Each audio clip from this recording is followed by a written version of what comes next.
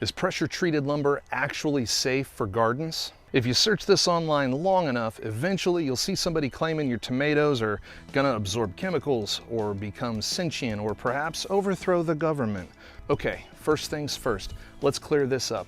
Pressure-treated lumber today is much different than pressure-treated lumber from before 2004. Back in the day, treated lumber was commonly treated using something called CCA, which stands for chromated copper arsenate.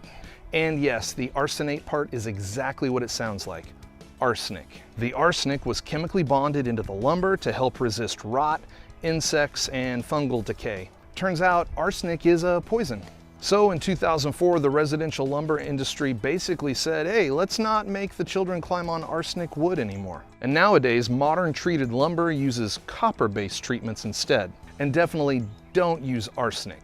The modern treatments are much safer for residential use than the old pressure-treated version. According to current research, modern treated lumber is generally considered safe for raised garden beds, especially when used properly. Now, people often worry about the chemicals leaching into the soil, and yes, technically, tiny amounts of copper can migrate into the surrounding soil over long periods of time. But studies show that the amount absorbed into the actual fruits and vegetables is extremely low. And human bodies actually need copper for a variety of reasons anyway. On top of that, plants are surprisingly selective about what ends up in the edible part anyway. Otherwise, every carrot would taste like motor oil and dog pee from the neighborhood. And while we're talking safety, there are a couple smart precautions you should still take with modern treated lumber.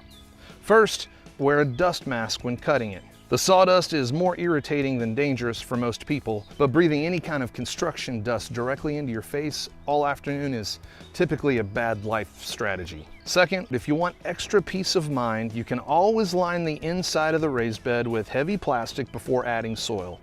A lot of gardeners do this, although honestly, with modern treated lumber, many people skip this step completely now. Nowadays, our modern treated lumber is extremely affordable, it's durable, it's rot resistant, and it's safe for garden applications. And that's exactly why I decided to use treated lumber for my own raised beds. If you'd like to see more about this garden project, I've got a video you can check out right here. And if after seeing this video you feel like I've earned your subscription, you can do so by clicking the ManCycle logo right here.